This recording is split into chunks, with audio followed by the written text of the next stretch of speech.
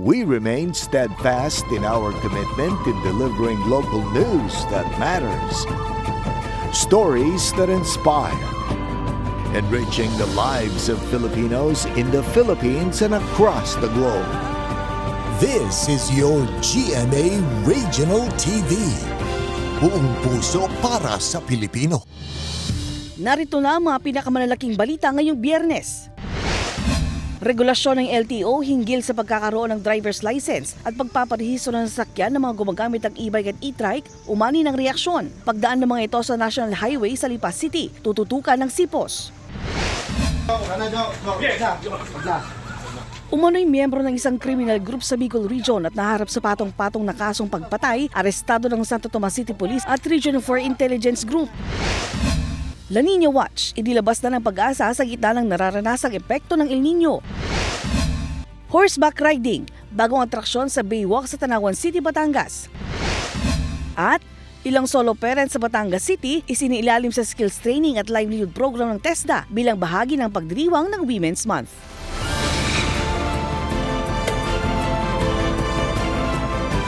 Ito ang GMA Regional TV, Balitang Southern Tagalog. Magandang hapon mga kapuso, narito na ang Balitang Southern Tagalog. Hatid namin ang mga pinakamalaki at pinakahuling balita sa Timog Katagalugan. Live mula rito sa GMA Batangas Station, ako po si Ace Medrano. Hati ang reaksyon ng ilang e-bike at e-trike drivers sa Lipa City sa regulasyon ng LTO hinggil sa pagkakaroon ng driver's license at pagpaparehistro ng sasakyan.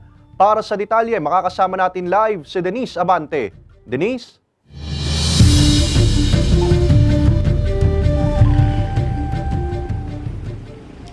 Sa public roads daw kasi dumadaan ang ilang e-bikes at e-trikes kaya nais ng LTO sana na maiparehistro ang mga ito.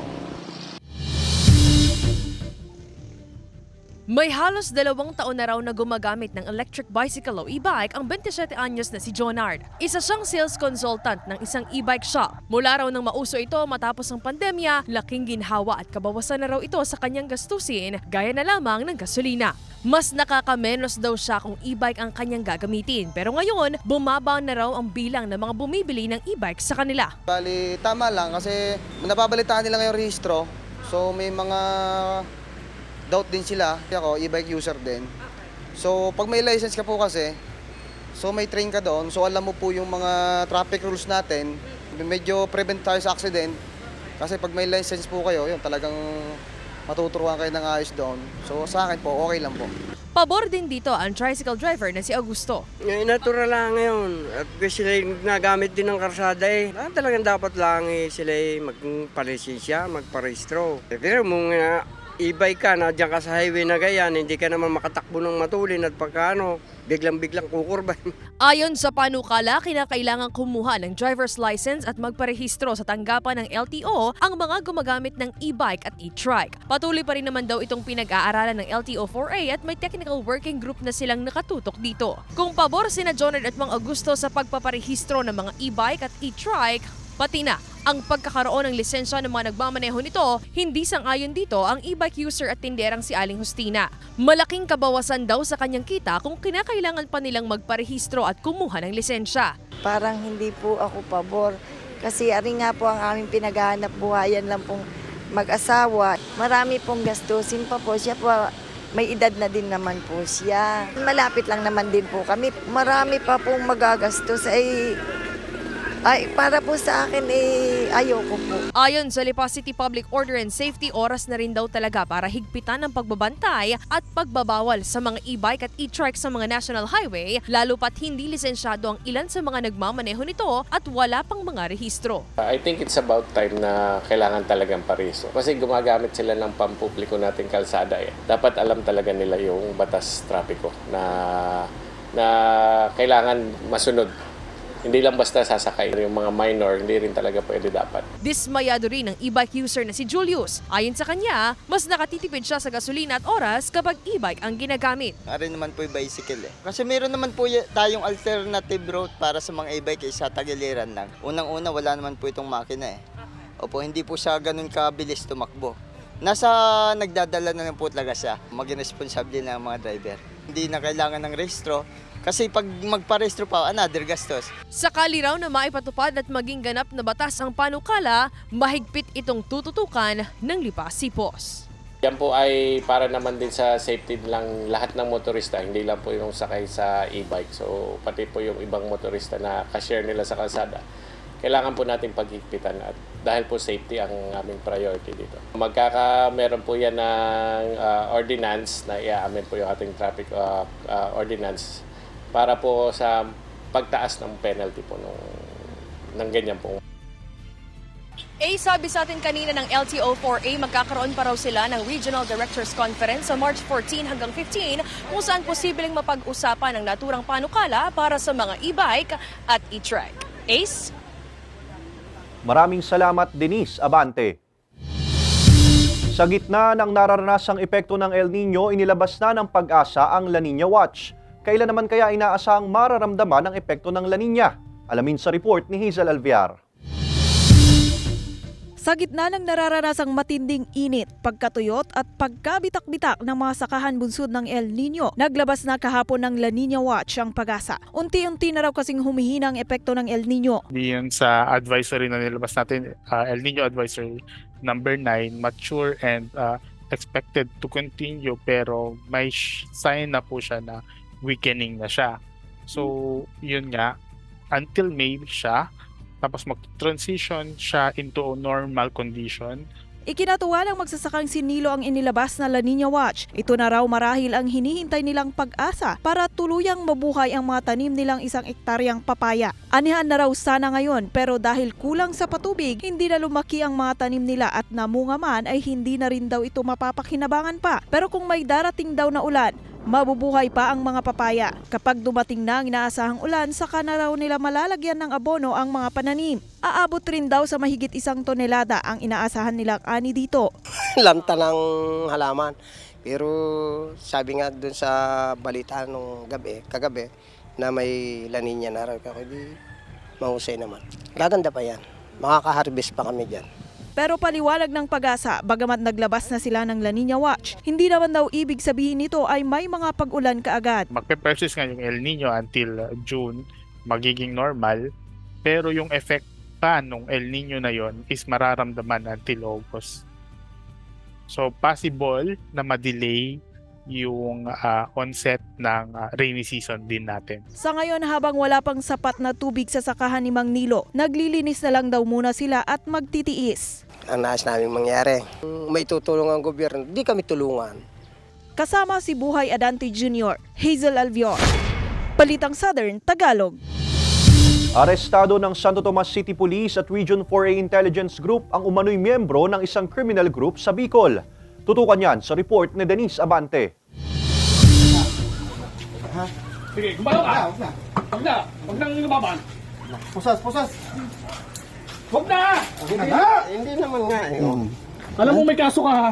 Hindi na nakapalagpas sa intelligence group ng Santo Tomas City Police at Regional Intelligence Unit 4A ang 54 anyos na lalaking ito nang arestuhin siya sa kanyang tinitirhan sa San Isidro Norte, Santo Tomas City, Batangas sa bisa ng warrant of arrest. Itinuturing na most wanted person sa Bicol Region ang akusado dahil sa umano'y pagpatay sa isang pulis na naka-duty sa checkpoint sa Liago City, Albay noong 2015. Siya rin ang itinuturong pumatay sa isang meat vendor sa Albay ng kaparehong taon. Isang miyembro po ng notorious criminal group operating in Bicol Region. Involved po sila ma'am sa series of killings sa Bicol Region at robbery, hold-up and robbery extortion. Ayon sa pulisya, gumamit ng ibang pangalan ang akusado at nanirahan sa Santo Tomas City matapos magtago sa Baguio City at Muntinlupa City. Sa tulong ng mga residente sa lugar, natuntun siya ng pulisya. Pansamantala siyang nananatili sa custodial facility ng Santo Tomas City Police. Depensa ng suspect. Wala po akong pinapatay na pulis, sir. Totoo po yun, pero saglit lang po ako ng panahon ngayon nung una nila. At akala po maganda ang kanilang matakaran para sa taong bayan. Lumakas po ako dahil hindi ko na naporsyonadaan ng kanilang ginagawa. Nagtago po ako dahil alam ko papapatay niya ako. Patuloy namang pinaghahanap ng pulisya ang umano'y ilan pang kasamahan ng akusado. Kung may mga bagong dating po, nasa local government code naman po yun na kailangan po talaga ang barangay po natin ay manguna na sana magkaroon po ng house of accounting para ma-ensure po natin idulog agad sa akin yung kapulisan. Pwede po natin ma-check sa aming system kung may mga kaso po yung mga dumarating ng mga tao sa ating.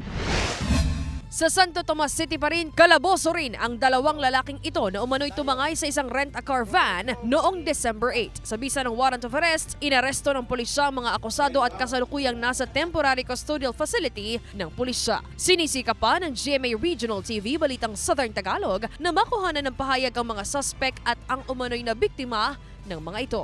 Kasama si J. Arman Hares, Denise Abante, Balitang Southern Tagalog. Mahigpit na sinusunod ng Batangas City TDRO ang 1-hour break ng traffic enforcers lalo na ngayong mainit ang panahon. Ipatutupad rin ang salita ng mga traffic enforcer para iwas heat stroke. Narito ang report ni Hazel Alvear. Maghapong babad sa tirik ng araw ang traffic enforcer na si Ricardo. Ang diskarte niya para raw iwas heat stroke, sumisilong muna kapag hindi na mabigat ang daloy ng trapiko. Pag yung may kapalitan sa gitna, papapalit muna, tatabi muna ng kaunti para hindi tuloy-tuloy yung babad sa init. Isang oras pinapayagang mag-break ang mga traffic enforcers at mahigpit raw nila itong sinusunod. Ipinatutupad din ang pagsasalitan para magkaroon sila ng pagkakataong magpahinga. Sila ay pinapayuhan natin na for as long as nasa area sila, nakikita nila yung area, maaari silang sumilong sa hindi ganong kainit na lugar, gaya sa mga ilalim ng puno. Again nga, dapat nakikita pa rin nila yung kanilang mga areas. Ang apprehension unit naman ng TDRO, alas 9 pa lamang ng umaga ay nagsisimula ng mag-ikot, hindi para manghuli, kundi para mamigay ng libreng inuming tubig sa mga kasamahan nilang enforcers. Mahigit 170 ang mga TDRO enforcer na nakatalaga sa mga lansangan sa lungsod kaya sinusuyod nila ang bawat kanto. Paraan raw ito para manatiling hydrated ang mga kasamahan. May mga lugar tayo, may mga areas tayo na wala namang kaagad makukuhanan ng tubig yung ating mga traffic enforcers, lalo na yun sa mga nasa bypass area. Malaking tulong po sa amin to sa kalusugan po namin para po iwas sa stroke. Bukod sa libreng inuming tubig, pinayagan na rin muna pansamantala ng TDRO ang mga enforcers na wag munang magsuot ng kanilang vest. Kailangan na lang isuot nila yun sa hapon, sa gabi, nang sa ganun ay makita sila. Yun din ay way para kahit paano ay maalis natin yung init, mabawasan natin yung init sa lansangan. Kasama si Buhay Adante Jr., Hazel Alvear, Balitang Southern Tagalog. Matapos ang ilang araw ng espekulasyon at pagpapalabas ng replayed episodes, inanunsyo ng Tape Incorporated na ang programang Tahanang Pinakamasaya ay hindi na-e-ere simula ngayong araw, March 8. Nagpasalamat ang Tape Incorporated sa GMA7 para sa itinuturing nilang long and fruitful partnership. Nakatulong daw ang konsiderasyon at pag-unawang ibinigay ng GMA7 sa pinagdaanan ng kumpanya. Dagdag pa ng Tape Incorporated, sinubukan daw nilang isalba ang programa pero nagkasundo ang Tape at ang GMA na tapusin na ito. Sa pahayag naman ng Kapuso Network, dahil sa mga hindi maiiwasang pangyayari, nagdesisyon ang Tape na itigil ang pag-ere ng Tahanang Pinakamasaya.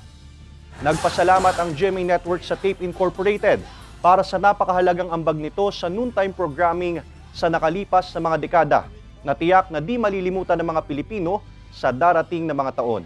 Mananatili ang pasasalamat ng GMA sa Tape para sa partnership nito sa mga nakalipas na dekada. Ito ang GMA Regional TV, Balitang Southern Tagalog.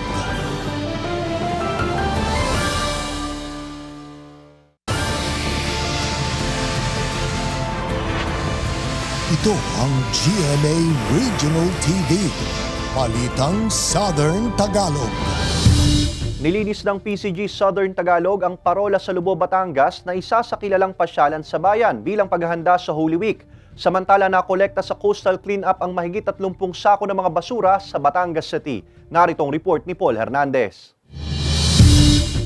Bago pa man ang paglilista ng itinerary para sa inyong summer gala, tinapos na ng Philippine Coast Guard Southern Tagalog ang paglilinis sa Malabrigo Lighthouse sa Lubao, Batangas na isa sa mga paboritong pinupuntahan ng mga namamasyal sa Batangas. Kanya-kanyang kuskos, punas, walis at kumpuni ang mga tauhan ng PCG Southern Tagalog. Ayon sa PCG, bahagi rin ito ng pangangalaga at pagbibigay buhay muli sa kilalang parola sa lalawigan. Pangangalaga ito sa kultura at kasaysayan sa bayan. Mula Dalampasigan, sinisid na rin nila ang karagatan. Pero hindi lang ito basta underwater diving. Ito ang scuba surero ng PCG at mga volunteer group sa Barangay Pagkilatan sa Batangas City. Sako-sakong basura ang nakolekta sa baybayin at ilalim ng dagat. Nakalulungkot man daw isipin, hindi lang pala mga bahura o corals ang makikita sa ilalim, kundi mga basura na kadalasan daw na naiiwan lang ng mga bakasyonista. At ang resulta, napapadpad sa mga tahanan ng isda. Panawagan nila sa mga namamasyal maging responsableng bisita at makiisa sa pangangalaga sa kalikasan. Paul Hernandez, Balitang Southern Tagalog. Nakiisa ang GMA Network sa 24th International Cable Congress and Exhibition ng Federation of International Cable TV and Telecommunications Association of the Philippines o FICTAP. Bahagi ito ng 25th anniversary ng FICTAP. Nagtipon-tipon dyan ng international at local providers, mga policymaker at cable operators sa buong Pilipinas para ihatid ang pinakabago sa connectivity at telecommunications technology.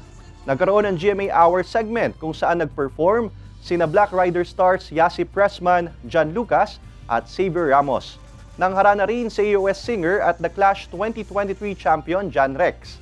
Ang partisipasyon ng GMA Network sa 24th International Cable Congress and Exhibition ay bahagi ng layunin nitong maghatid ng makabulang balita at impormasyon at ng world-class entertainment sa lahat ng kapuso sa buong bansa.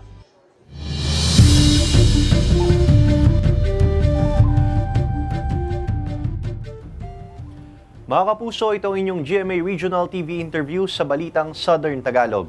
Ngayong hapon, makakapanayam natin dito sa studio si Dr. Jose Gregorio Valenton, ang Medical Officer ng Batangas City Health Office, para pag-usapan ng mga posibleng sakit na maaaring makuha ngayong mainit ang panahon. Magandang hapon po, Dr. Valenton, and welcome to the program. Magandang hapon po, Sir Medrano, and magandang hapon sa lahat ng nakikinig at nanonood. Sir, ano-ano po ba ang mga kadalasang sakit na maaaring makuha tuwing mainit po ang panahon at paano po ito maiiwasan? Okay, so common pagka talagang mainit ang panahon natin, pwede pong makaranas ang ilan sa mga tao ng mga sabi nga heat exhaustion or heat stroke. So syempre ang pinaka simple na lang para maiwasan yon ay talagang magstay hydrated po tayong mga tao at uminom ng maraming tubig. Okay. May mga hakbang po ba tayo na pwedeng gawin para naman mapanatiling ligtas tayong mga tao ngayong nararanasan nga itong mainit na panahon? Okay, so bali po ang mga ilang steps na pwede nating i-take is talagang maliban sa pag-hydrate sa sarili ay protection na natin ang ating sarili. Ibig sabihin kung makita man natin ang sariling nasa labas, dapat po ay magsuot ng mga sombrero, di ba? Yung mga clothes na appropriate para sa hot weather tulad ng maninipis na damit or sando or t-shirt lamang at shorts. At mas maganda ring magpayong maliban doon siguro sunscreen na lamang and siguraduhin i-prioritize na nasa indoors kaysa outdoors. Dok, ano po mga pagkain ang nakatutulong sa pagpapalamig ng katawan ngayon nga pong mainit ang panahon? Kung meron man po. Okay, so well, apparently naman wala namang sinasuggest mismo na pagkain. More on emphasis lang sa hydration, meaning dahil tayo ay tropical country, dapat nakukuha talaga natin yung 8 hanggang 10 baso pa nga ng tubig kada araw. Siguro sa pagkain, pwede rin pong i-prioritize yung high water content na mga pagkain tulad ng mga prutas na siguro ay tulad ng watermelon o kaya ay mga oranges or yung mga cucumber kung saan mataas po talaga ang water content.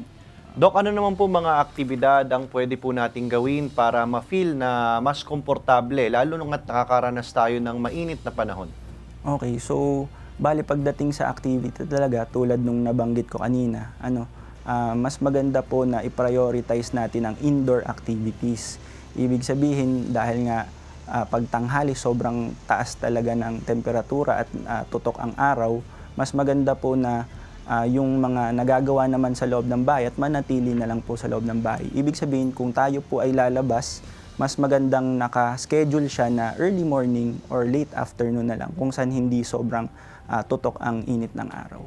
Last na po, Doc, ngayon pong tayo nasa panahon ng Kwaresma, yung ating mga kapusong Katoliko, at malapit na itong Semana Santa, marami pong nagvivisita iglesia. Ano po ang tips nyo sa kanila, lalo na ito'y nangangailangan ng paglabas, pagta-travel, pagpunta sa mga simbahan?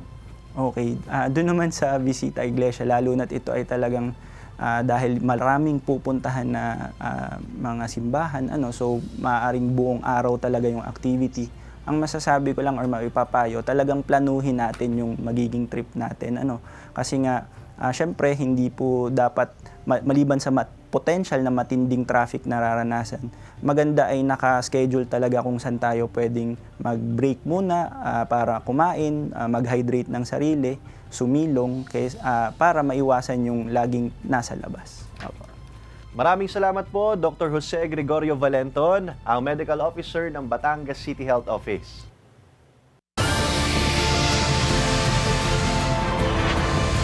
Ito ang GMA Regional TV, Balitang Southern Tagalog.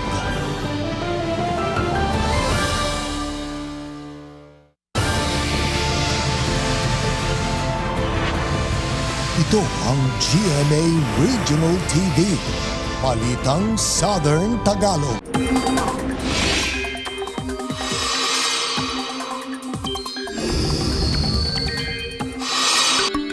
Mga kapuso, kung may ilang bahagi ng bansa na nakakaranas ng mainit na panahon, ilang lugar din naman ang posibleng muling makaramdam ng epekto ng amihan. Unti-unti kasing lumalakas ulit ang amihan at umaabot na hanggang Northern Luzon. Patuloy naman ang pag-iral ng easterlies sa natitirang bahagi ng bansa. Base sa datos ng Metro Weather, may tsansa ng ulan sa ilang bahagi ng Southern Luzon, gaya ng Quezon at Mindoro provinces. Posible rin ang ulan sa iba pang bahagi ng bansa, kaya magdala ng payong kung lalabas ng bahay. Sisimula na ang ipatayo sa Batangas City ang 25 million pesos na halaga ng bagong gusali ng Soko na malaking tulong para sa mas mabilis na pagresolba at pagproseso ng ebidensya sa krimen ayon sa Batangas PPO. Ang detalye sa report ni Denise Abante. Isa sa mga mahalagang bahagi ng investigasyon sa mga krimen ang pangangalap at pagpreserba ng scene of the crime operatives o SOCO sa mga ebidensya. Mahalagang hindi ito makontamina o maiproseso ng tama.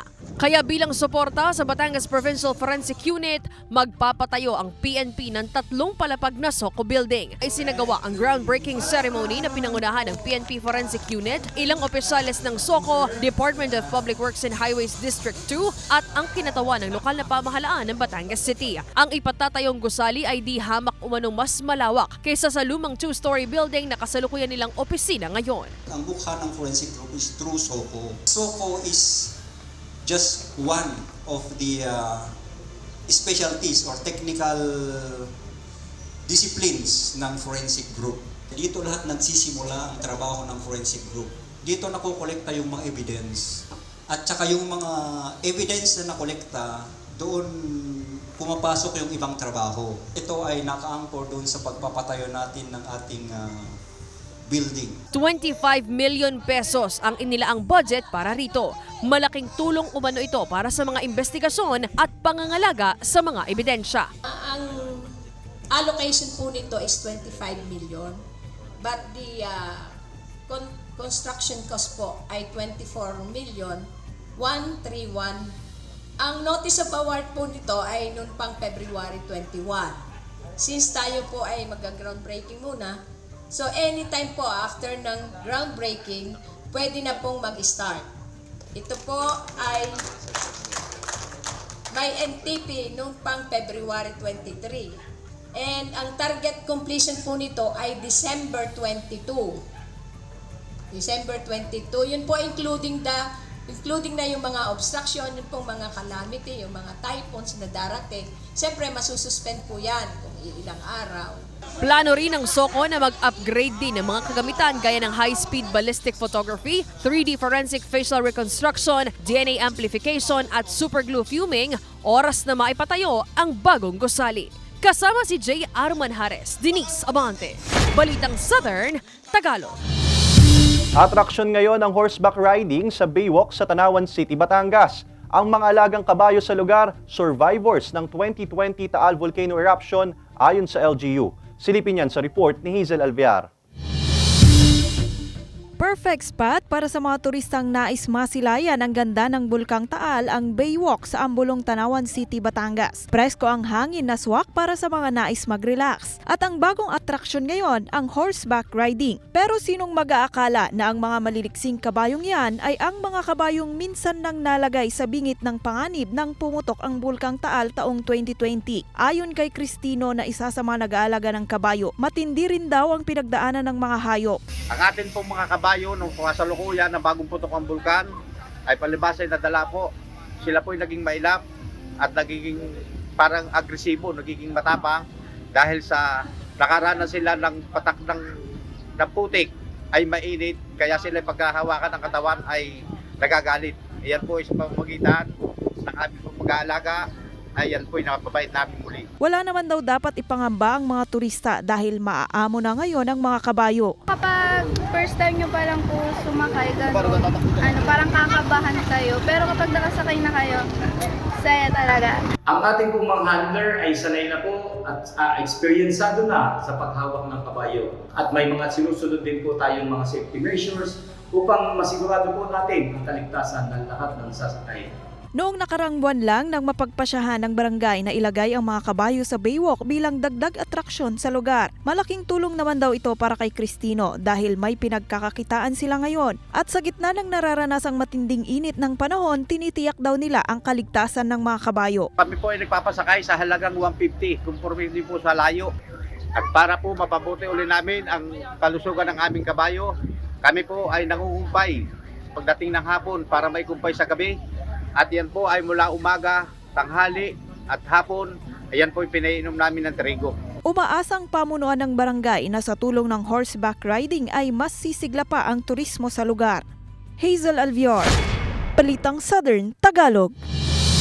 Karagdagang 20 mga gamot para sa cancer, hypertension at mental illness ang isinama ng BIR sa kanilang listahan na exempted o hindi napapatawan ng value-added tax o VAT. Sa ilalim pa rin ito ng RA 10963 o Train Law at RA 11545 o Create Law. Ibig sabihin, may bawas presyo sa mga binibiling gamot na kabilang sa listahan ng BIR. Payo naman ng BIR sa publiko na humingi ng resibo. Maigi rin umanong suriin ito para matiyak na VAT exempted ang mga biniling gamot. Mga kapuso, bukas, araw ng Sabado, March 9, mawawalan ng supply ng kuryente ang ilang barangay sa lungsod ng Lipa at bayan ng Padre Garcia, Batangas, simula alas 8 ng umaga hanggang alas 12 ng tanghali. Samantala sa bayan ng Lubo, Batangas, mawawalan din ng supply ng kuryente simula alas 9 ng umaga hanggang alas 4 ng hapon. Bunsod ng construction of tapping pole, replacement ng mga loaded na transformer at clearing ng mga linya. Isinailalim sa Skills Training and Livelihood Program ng TESDA ang ilang solo parents sa Batangas City. Ang pagsasanay layong mabigyan ng kaalaman ang mga kababaihan para magamit nila bilang pangkabuhayan. Tunghayan yan sa report ni Hazel Alviar. Bilang bahagi ng pagdiriwang ng Women's Month, mahigit 20 single mother ang napiling turuan ng TESDA, Batangas City LGU at isang pribadong grupo ng kaalaman sa paggawa ng tinapay. Isa na rito ang 47 anyos sa si Judith na bagamat nakakagawa na ng mga homemade pastries, wala pa raw siyang formal na training. Kaya naman hindi na niya pinalampas ang pagkakataong ito. Ngayon siguro mas magiging maganda yung gawa ng doko kasi tama na yung mga ingredients na ginagamit ko. Hindi na siya hula-hula lang. Ay po yung sobrang malaking bagay sa akin. Itinuro sa kanila ang mga basic sa paggawa ng pandesal gaya ng tamang timpla, tamang pagmamasa sa dough at tamang pagpapaalsa. Hindi kagaya ni Judith na may kaunting kaalaman sa paggawa ng tinapay. Si Mirna, ngayon pa lang daw natututo. Paulit-ulit at nakakapagod man daw ang mano-manong pagmamasa ng dough, sulit naman daw nang makita at matikman na ang kanilang finished products. Ganiri pala po, nakakapawi. Pero masaya ma'am, masaya po ako. Ay dahil po nakaranas po ako ng ganito at na may matutunan dahil ito po ay matagal ko ng gustong Sa Sa baking naman po, basta recipe, sundin lang po natin. Sure po tayo maganda yung kalalabasan. Ano po? Yung process po, yan. Lagi naman po sinasabi, kailangan may pagmamahal po tayo sa ginagawa natin para po maganda yung kalabasan po. Ang mga karagdagang kaalaman, tiyak daw na magagamit nila sa kanilang hanap buhay. Bukod sa mga kaalaman, nabigyan din sila ng starter pack. Laman nito ang mga ingredients sa paggawa ng tinapay. For a start, kahit para sa family muna, and then kapag later on, pwede nalang gawing business ito. Although ito pong training natin ay 1 day lang, pwede naman natin sila ulit bigyan ng full qualification ng bread and pastry production dito sa Regional Training Center. Sa Lipa City, mahigit 10 single at working moms ang nakilahok sa isinagawang Women's Wellness Section bilang bahagi pa rin ng International Women's Day ngayong araw. Layon ng naturang aktibidad na matiyak na malusog at masiglang mga kababaihan, lalo na ang mga nanay na pinagsasabay ang pagtatrabaho at pag-aalaga ng kanilang mga anak. Kasama si Buhay Adanti Jr., Hazel Alvior, Balitang Southern Tagalog. Samantala, mapapanood nyo po ang episode na ito at iba pa ang pinakahuling lokal na balita sa official website ng GMA Regional TV, www.gmaregionaltv.com. Pwede rin kayo bumisita sa aming official YouTube channel, GMA Regional TV, at i-click ang subscribe button para sa pinakamainit na balita mula sa rehiyon. Dahil sa GMA Regional TV, local news matters. At yan ang mga pinakamalaki at pinakahuling balita sa Timog Katagalugan. Maraming salamat sa pagsama sa amin, pati na mga kapuso sa ibang bansa na tumutok sa mga balita sa rehiyon. Kami, ang GMA Regional TV Balitang Southern Tagalog. Buong puwersa para sa mas malaking misyon at mas malawak na paglilingkod sa bayan.